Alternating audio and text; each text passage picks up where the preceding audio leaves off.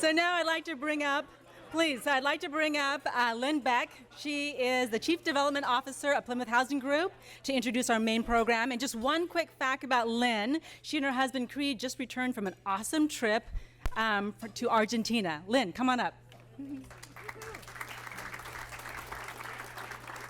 Thanks, Cindy. It's an honor for me to introduce today Sarah Sidman. Everybody's having a good time here. To introduce Sarah Sidman, Vice President of Strategic Initiatives and Communications for ArtsFund, a Seattle-based nonprofit with the mission of strengthening the community by supporting the arts through leadership, advocacy, and grant making. Today, Sarah's going to share with us pivotal research from ArtsFund's new Social Impact of the Arts study, and discuss how we can engage the arts to strengthen our region in fields like youth development and education, health and wellness, and neighborhood vitality. Plymouth Housing, where I work, is a perfect example. Plymouth, which houses over 1,000 formerly homeless adults in 14 apartment buildings throughout Seattle. Thank you. Yay, you guys are sweet. Plymouth integrates arts programming into our wraparound supportive services. We offer our residents a range of cultural opportunities, from facilitated art projects to the Plymouth Place Open Mic Night to resident art shows, because the arts provide residents with community connections that strengthen their ability to stay housed. Super important. With more than 20 years of experience, Sarah has an extensive background in engaging diverse communities with cross-cultural arts programming and outreach, both domestic and international. She is a graduate of Harvard University and a former candidate on the Fulbright Specialist roster.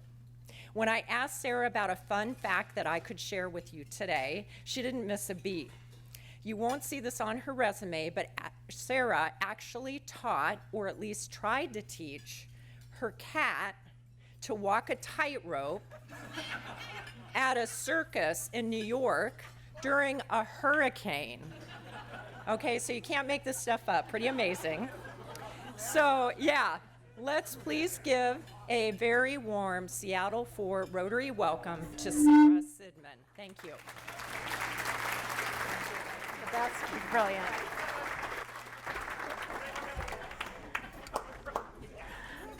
Thank you, Lynn. I am honored to be here today to speak with you about the social impact of the arts. But before I talk about arts impact, we wanted to show it to you and offer you the opportunity to see it and hear it for yourselves. I'm joined today by members of the Seattle Symphony Orchestra. They will perform an example from the Lullaby Project, in which symphony musicians and students from Seattle Pacific University's music therapy program work with Mary's Place parents and children in crisis to create personal lullabies. It is a powerful and heartfelt example of the social impact of the arts, and I'm thrilled to have them here today and be joined with them. They're going to perform Little Things, written by Tamala for her son Gabriel, both pictured here. Take us away.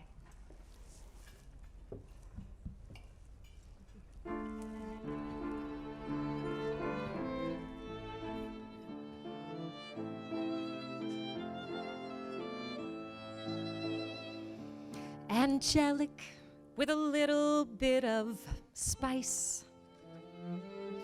Sometimes naughty, sometimes nice.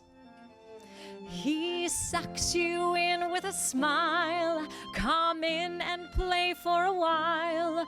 His stubborn side won't let you go. He's up for a challenge. Ready, set, go.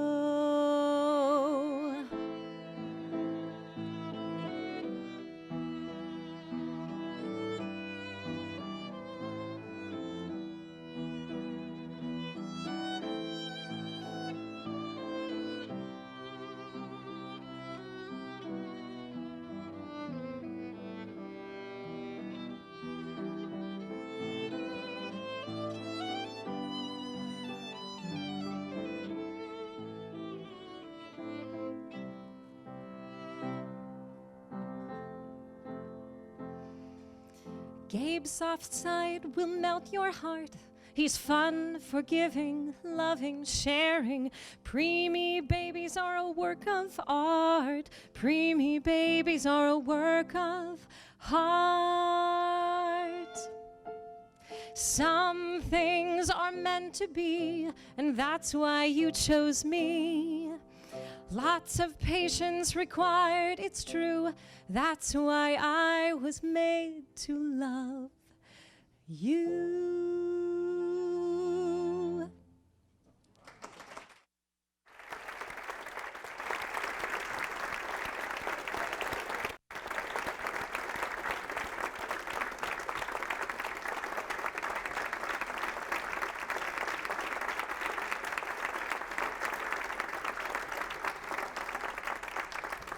Wow. Wow. Thanks again to the Seattle Symphony Orchestra and to today's performers, Catherine Strohmeyer on voice, Brittany Breeden on violin, Nathan Chan on cello, and Lee Tan Soo on piano. Thank you for your powerful work.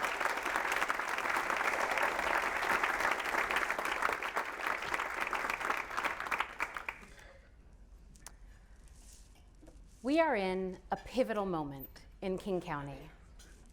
The region is experiencing rapid growth, attracting new companies and a diversifying and expanding population. At the same time, we are grappling with pressing challenges around education, homelessness, healthcare and mental health, workforce development, and income inequality. The benefits of our region's growth are not broadly shared, and inequities persist. These parallel realities are no doubt facing each of you, as they face us all, and we will all need to work together to find new solutions and new mechanisms to solve these interconnected and complex challenges we face. But an important part of the solution is often overlooked: the arts. Hiding in plain sight, hiding in the spotlight, the arts, not only can arts be part of a solution, in many cases, they already are.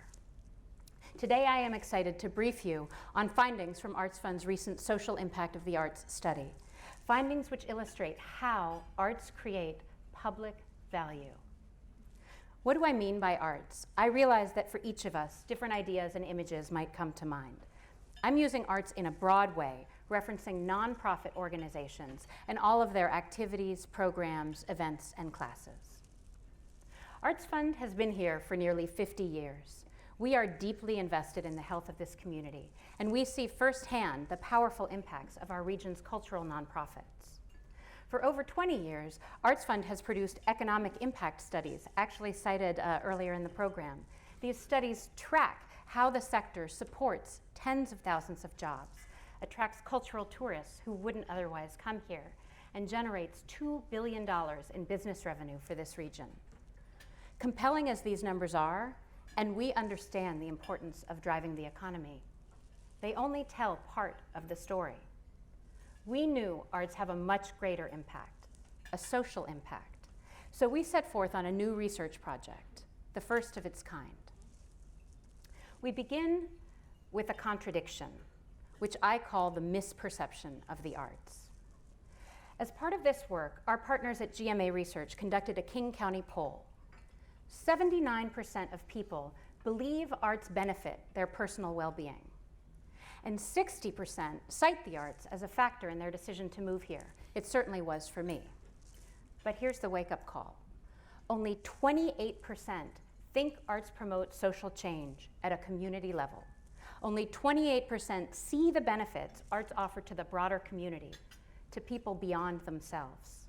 Together, I hope we can start to change that number today. Why do I call this a misperception? Because arts have social impact. Our study shows arts are a viable, powerful, and proven tool to affect positive social outcomes. Yet, as reinforced by this opinion poll, all too often, arts are also underutilized and unacknowledged as part of a community development strategy. We focused on 3 key impact areas, each intersecting with the social issues and community needs we face: youth development and education, health and wellness, and neighborhood vitality. A focus on equity runs across these themes as we examine how arts can impact the opportunity gap. Over the past 10 years, a significant body of research that connects art to positive community outcomes has emerged. We reviewed over 150 of these national research resources, conducted a scan of over 200 King County arts nonprofits, and profiled 10 regional case studies. This report was over 2 years in the making, and we definitely kept ourselves and our partners at Burke Consulting busy. Our social impact study is among the first in the nation, and it is the first in the Pacific Northwest to really take a look at art's impact across social issues, and it offers a good deal of new information to digest. So, what does the report reveal? Let's start with youth development and education, where our findings clearly show involvement in the arts can improve academic and social outcomes for youth across socioeconomic status and across ages.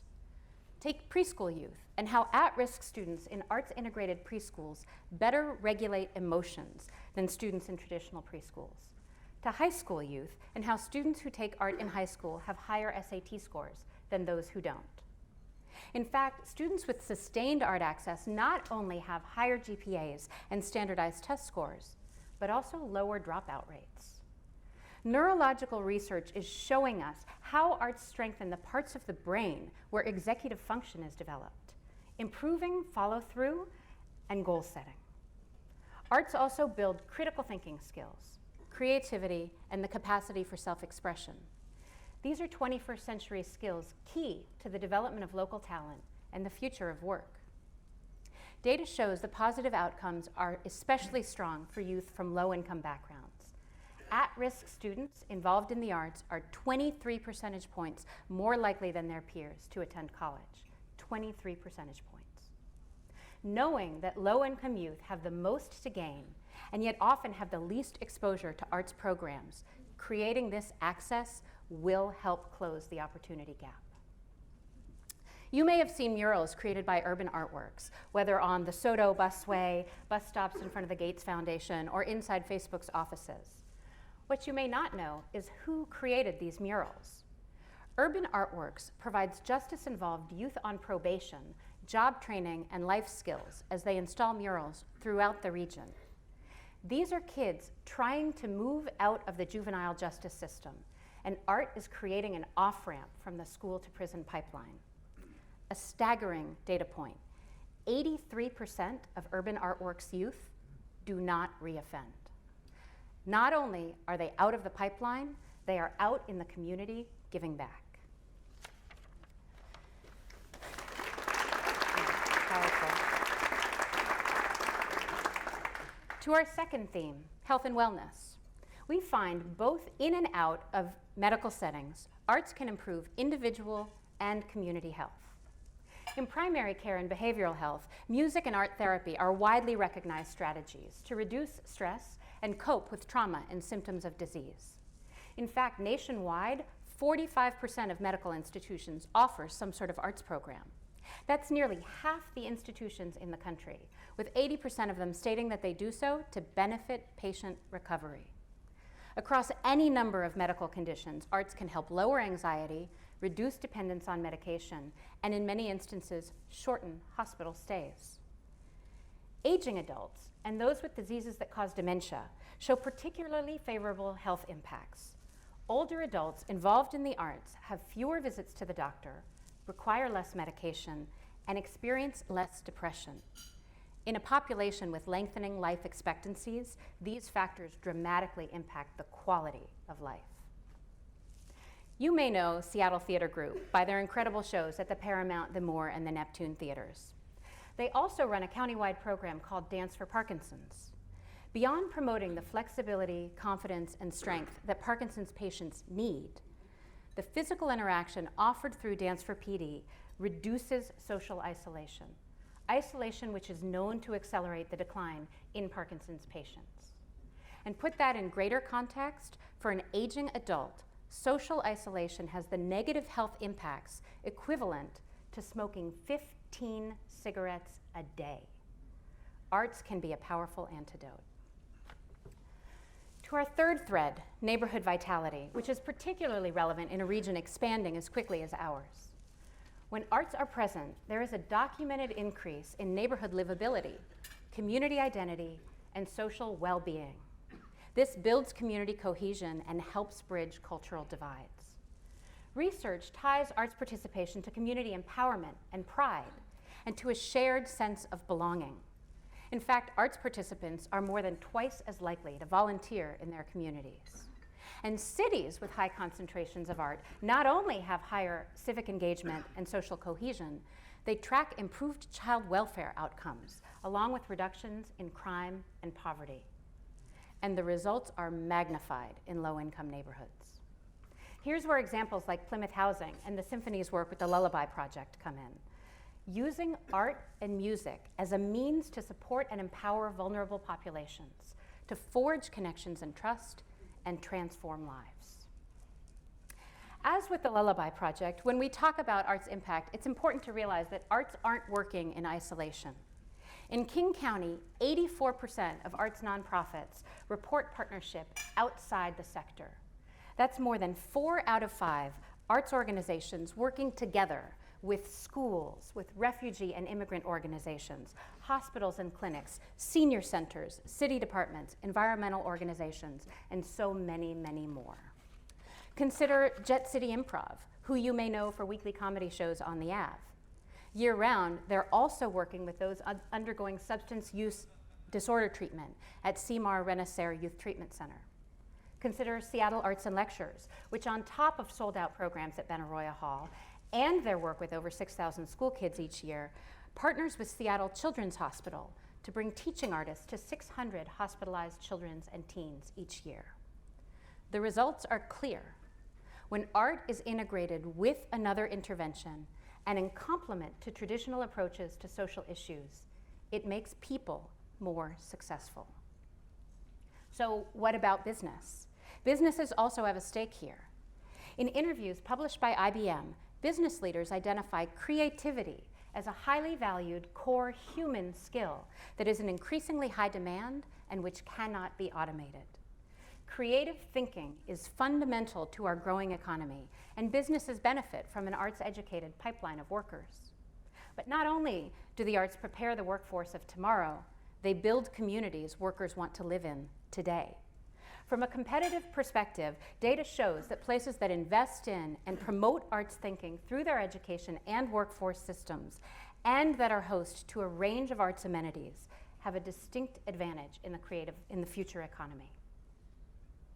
We are talking about new possibility here, and an aspect of solving community challenges that isn't currently acknowledged in our region: the public benefits of arts. We are talking about how arts can be a proactive, strategic investment in community. So what's next, and where do you fit in? Here's what you can do. First off, invest. If there is one thing I hope you take away from today's program, it's that funding the arts is not a charity, it's a strategy. Invest in both arts organizations themselves and the implementation of arts-based strategies. Support existing programs and organizations, and seed the new, and invest in expanding scale and scope.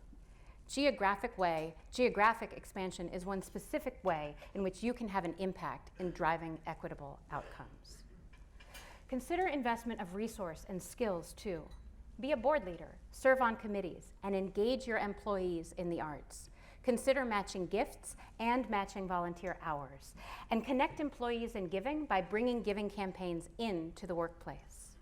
Support expanding and continuing public investment in the arts, and support and promote arts education and access, especially in those K through 12 years. The second way in which you can take action: partner. Partnerships are key to the success stories we unearthed. And such partnerships often arise out of relationships and near-chance circumstances.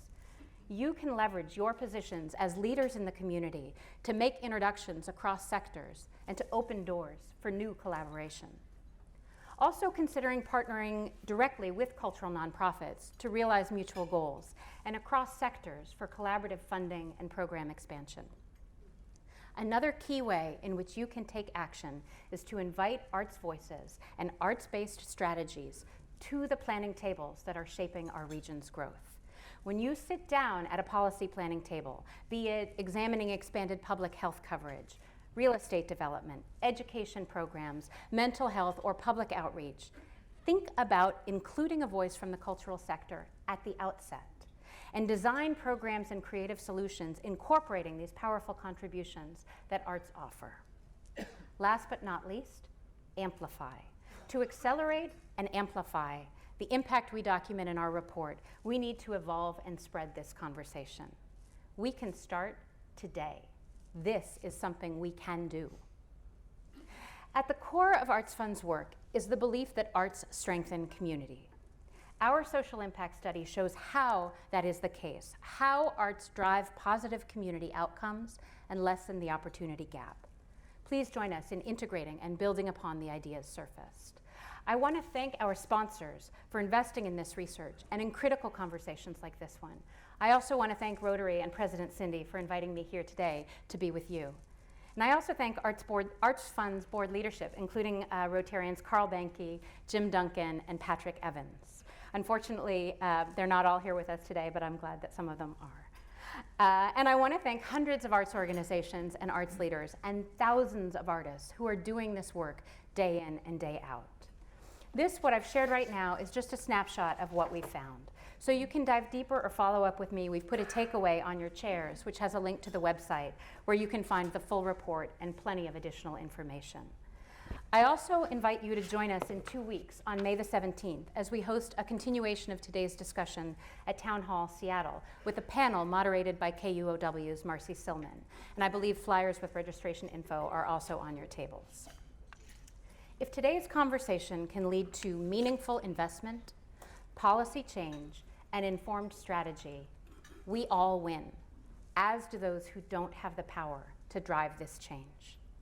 How we experience art is personal, but it doesn't stop there. Arts have social impact. If King County is to meet our most pressing challenges, we will need to find a way to leverage and expand upon this impact so more people and communities can benefit. Thank you.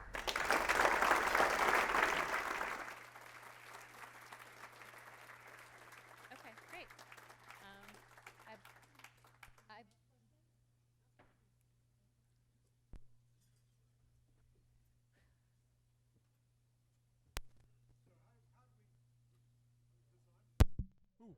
There it is. So how did we do as a group on that song at the beginning of the meeting? I could hear myself sing quite well, and that was daunting enough. No, that was a beautiful way to start the program. Thank you. Next question over here. I was particularly impressed by your comment about how children's development is helped by exposure to the arts, and I'm familiar that certain type of music is very useful. Can you get into a little bit more detail as to what other type of art, exposure to what other type of art would be useful for little children? Sure, absolutely. That's a great microphone. I'm on a microphone. Can you hear me? Fancy. Thanks, Rotary. Yeah, no, that's a great question, asking about what kinds of art, especially for the younger children, are powerful. And we have a lot of data in our report on that. Music is key. I think also one of the things that we find, just the self-expression through drawing. And then as young people start to have more verbal skills, we also hear a lot about the ability to write and share their own stories that way. The rates, especially in adolescence, I know that's a little older than what you're talking about, but the rates of experiencing depressive feelings and considering suicidal thoughts are expanding at a horrifying rate for our region's young people, for young people worldwide, I suppose. And we track in our study groups like Seattle Arts and Lectures, where kids say, "It saved my life." Being able to express myself and have somebody hear it and listen to it saved my life. So I would say across all the disciplines are powerful. Yeah, thank you. Mic on? I'll make it work. You're doing good work here, and it's just impressive to see the study and the results of that. One of the things I would recommend is that you think beyond King County. And so as the region grows, and we're going to have even more growth, we're more than just King County. So there's probably a number of people in this room from South Snohomish County, people from Kitsap County, and probably even people from Pierce County. And so we're a region as opposed to a county. And they drew our county boundaries in 1890 to probably 1910. and sometimes they just don't work anymore. Thank you. No, I appreciate that comment, and I know there's not a question built into it, but I would love to respond to it. ArtsFund is a regional organization. We support organizations also in Pierce County, and we also partner up in Snohomish County.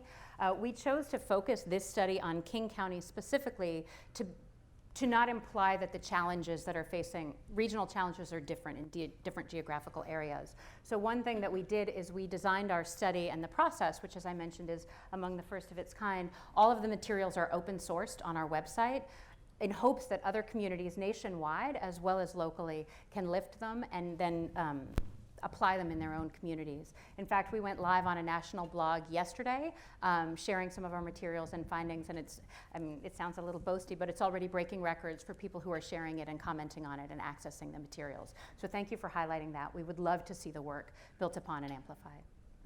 Next question over here. Hey, Matt Albertson of KUW, looking forward to the 17th. Media sponsors. Just a quick question of definition, actually. You used the term arts participant as you were talking about the results. Does that mean attendee as well, or where do you cross the line to participant? You mean in general? Yeah, for these results. Sure.